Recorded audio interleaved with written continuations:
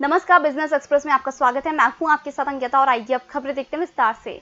सोमवार को कारोबार के पहले दिन बीएसई 184 अंक ऊपर और निफ्टी 70 पॉइंट की बढ़त के साथ खुला। इससे पहले शुक्रवार को बीएसई 122 अंक ऊपर और निफ्टी 52 पॉइंट के उछाल के साथ खुला था। दिन भर की ट्रेडिंग के दौरान बीएसई 107 अंक तक और निफ्टी 12 पॉइंट तक ऊपर जाने में कामयाब रहा था।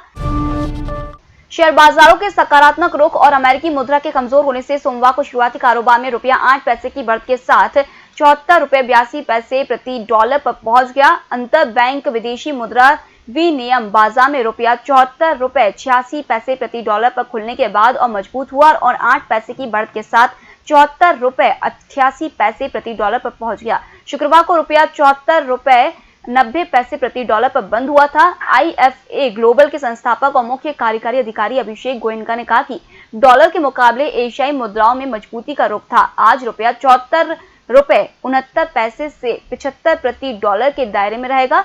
फॉरेक्स डीलरों ने कहा है कि शेयर बाजारों में मजबूती, अमेरिकी डॉलर में कमजोरी और विदेशी कोषों के प्रवाह से रुपये की धारणा मजबूत हुई है। वहीं अमेरिका चीन तनाव और कोविड-19 के बढ़ते मामले निवेशकों की धारणा को प्रभावित कर रहे हैं। स्टेट बैंक ने अपने सेविंग अकाउंट खाता धारकों को कई तरह के चार्ज से मुक्त कर दिया है। इन ग्राहकों को अपने खाते में मिनिमम बैलेंस न रखने पर शुल्क नहीं देना होगा। वहीं खाते से रजिस्टर्ड मोबाइल नंबर पर बैंकिंग सर्विसेज मैसेज के लिए लगने वाले चार्ज को भी बैंक ने खत्म कर दिया। इससे पहले शहरी इलाकों में एवरेज मिनिमम बैलेंस 3000 रुपए रखना होता था। माल भेजने के लिए ऑनलाइन या मूल बिल अनिवार्य करने के बाद अब मध्य प्रदेश सरकार ने सामान के बिल भी ऑनलाइन करने की व्यवस्था की। इसके तहत व्यापारी सादे बिल से माल नहीं भेज सकेंगे, बल्कि उन्हें सरकारी पोर्टल से ई-इनवॉइस लेना होगा। इस योजना के पहले चरण में 500 करोड़ से अधिक टर्नओवर वाले उद्योग इसके अंतर्गत आएंगे। इस योजना से जीएसटी कलेक्शन में तेजी आएगी। Confederation of All India Traders CAIT ने चीनी वस्तुओं के बहिष्कार के लिए भारतीय सामान हमारा अभिमान नामक अभियान चलाया है। इसके तहत आगामी त्योहारी सीजन में व्यापारी 40,000 करोड़ के चीनी सामान बिकने पर रोक लगाएंगे। इनमें भगवान की मूर्तियां, अगरबत्ती, खिलौने, इलेक्ट्रॉनिक पटाखे और दिए समेत कई प्रकार का सामान शामिल है। गणेश चतुर्थी पर मिट्टी की प्रतिमाओं की पूजा की जाएगी। सेंसेक्स की शीर्ष 10 में से 6 कंपनियों के बाजार पूंजीकरण में पिछले एक सप्ताह में 78,275 करोड़ रुपए की गिरावट आई है। इस दौरान 2 कंपनियों रिलायंस इंडस्ट्रीज और टाटा कंसल्टेंसी सर्विसेज को सबसे अधिक नुकसान हुआ। बीते सप्ताह बीएसई का 30 शेयरों वाला सेंसेक्स 163 अंक के नुकसान में रहा। देश में प्राकृतिक गैस के दाम अक्टूबर में घटकर 1.9 से 1.94 डॉलर प्रति इकाई पर आ सकते हैं। यह देश में पिछले एक दशक से अधिक के प्राकृतिक गैस कीमतों का सबसे निचला स्तर होगा। इससे oil and natural gas corporation जैसी गैस उत्पादक कंपनियों का राजस्व बुरी तरह प्रभावित हो सकता है। इन कंपनियों को पहले से गैस उत्पादन पर भारी नुकसान हो रहा है। स्वावलंबन ई समिट 2020 में केंद्रीय मंत्री नितिन गडकरी ने ऐलान किया है कि अगले 5 साल में इस सेक्टर में 5 करोड़ नौकरियां निकाली जाएंगी। कोरोना वायरस का असर सबसे ज्यादा देश की अर्थव्यवस्था पर पड़ा है। अर्थव्यवस्था की रफ्तार को बूस्ट करने के लिए कृषि सेक्टर अपना योगदान दे रहा है, लेकिन सबसे ज्यादा रोजगार देने वाले एमएसएमई सेक्टर से उम्मीदें ज्यादा हैं।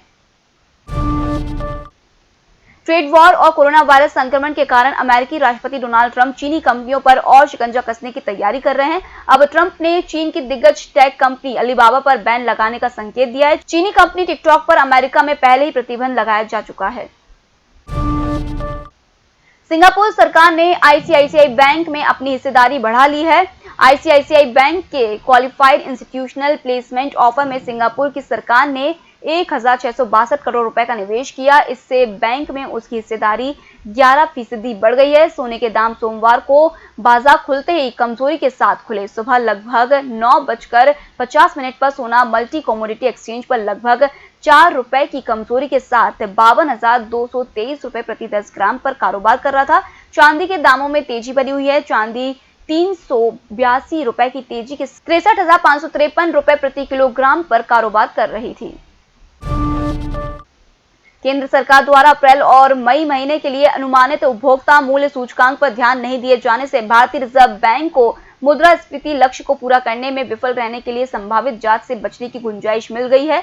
अनुमानित का मतलब है कि जहां इन महीनों में लॉकडाउन लगाए जाने के कारण कीमतें उपलब्ध नहीं थी, वहां कुछ समूह की कीमतों को समान समूह के लिए आधार के तौर पर लिया गया था। यदि इन 2 महीनों के लिए मुद्रास्फीति दर अनुमानित सीपीआई से तय की जाती है तो लगातार 2 तिमाहियों जनवरी से मार्च 2020 और अप्रैल से जून 2020 के लिए कीमत वृद्धि की रफ्तार 6% को पार कर गई है। इसके अलावा जुलाई में यह 6.93% के साथ 6% से काफी ऊपर। यदि महंगाई सितंबर तक दर ऊंची रहती है तो यह लगातार 3 तिमाहियों में महंगाई दर 2 से 6% के बीच रखने का लक्ष्य पार कर जाएगा।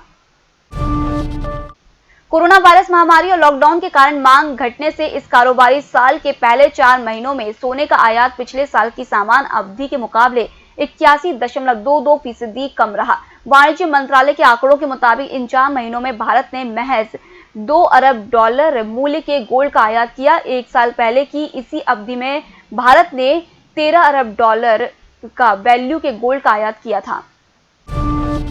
इस बीच गोल्ड एक्सचेंज ट्रेडेड फंड में जुलाई में 921 करोड़ रुपए का निवेश हुआ। यह जून के मुकाबले 86% ज्यादा है। कोरोना वायरस महामारी के कारण निवेशकों ने गोल्ड ETF में निवेश बढ़ा दिया है। Association of mutual funds in India के मुताबिक गोल्ड ETF कैटेगरी में कुल असेसमेंट अंडर मैनेजमेंट 31 जुलाई 2020 को 12,941 करोड़ रुपए था। गोल्ड ETF का AUM जून 2020 के मुकाबले जुलाई में 19% बढ़ा है। ब्रिटेन की सरकार और टाटा समूह के बीच जगुआर लैंड रोवर को लेकर वित्तीय राहत पैकेज पर बातचीत विफल करने के बाद टाटा समूह JLR के लिए रणनीति साझेदार तलाशेगी और ब्रिटेन के स्टील संयंत्र को बेच सकता है। टाटा स्टील और टाटा मोटर्स के एक पूर्व निदेशक ने कहा कि दोनों कंपनियों के यूरोपीय परिचालन की वजह से प्रवर्तक कंपनी पर वित्तीय दबाव बढ़ रहा है। ऐसे में समूह जल्द ही कोई समाधान लाएगा। उन्होंने कहा कि मैं JLR में हिस्सेदारी की बिक्री और ब्रिटेन के स्टील परिचालन की पूरी तरह से बिक्री की संभावना से इनकार नहीं करता हूं। टाटा स्टील के यूरोपीय परिचालन के थीसेंक्रुप के साथ विलय को लेकर लंबे समय से बातचीत चल रही है, जो अच्छी खबर नहीं है। कुछ साल पहले टेक्नोपैक एडवाइजर्स के अरविंद सिंघल ने भविष्यवाणी की थी कि देश में खरीदारी के क्षेत्र में ई-कॉमर्स और खुदरा में प्रत्यक्ष विदेशी निवेश की सीमा बढ़ने से एक बड़ा बदलाव देखने को मिलेगा। लेकिन उस वक्त इस बात का अंदाजा था कि कोविड-19 जैसी महामारी भी इसकी रफ्तार बढ़ा देगी। इसके सबूत हाल ही में स्वतंत्रता दिवस के मौके पर अमेजॉन प्राइम डे और फ्लिपकार्ट सेल से भी मिले। हालांकि उद्योग के विशेषज्ञों का कहना है कि यह जरूरी नहीं कि रिकॉर्ड स्तर की बिक्री उपभोक्ताओं की आत्मविश्वास को भी बढ़ाने में कारगर हो। अगर आप फ्लाइट से कहीं जाने की प्लानिंग कर रहे हैं तो आपके लिए फ्लाइट के टाइम से कम 4 घंटे पहले एयरपोर्ट पहुंचना बेहतर होगा। राष्ट्रीय एयरलाइंस एयर इंडिया की सेवा एयर इंडिया एक्सप्रेस की ओर से यात्रियों को यह सलाह दी गई है। दरअसल कोरोना महामारी को ध्यान में रखते हुए एयरपोर्ट पहुंचने पर यात्रियों को कई तरह के प्रोटोकॉल का पालन करना पड़ता है। सोशल डिस्टेंसिंग मेंटेन करने के साथ ही यात्रियों को कई तरह की जांच से भी गुजरना पड़ता है। ऐसे में पहले की तुलना में ज्यादा समय लगता है। आज के समय में आधार, पैन, पासपोर्ट और ड्राइविंग लाइसेंस ऐसे जरूरी डॉक्यूमेंट हैं जिनके खो जाने पर या ना होने पर आपको दिक्कतें हो सकती हैं। इन डॉक्यूमेंट के बिना आप बैंक से लेकर घर तक का काम नहीं कर सकते हैं।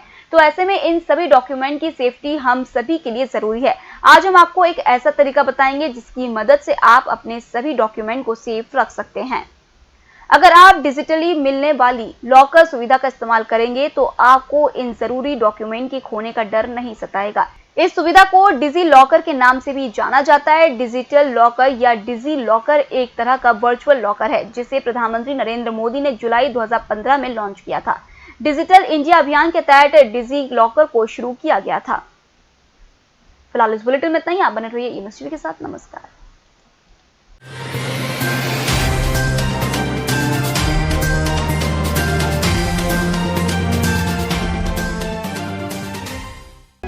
आकृति इको सिटी, भोपाल की सबसे प्रतिष्ठित टाउनशिप में घर खरीदने का आखिरी मौका सिर्फ 8,99,000 में। आकृति निवास।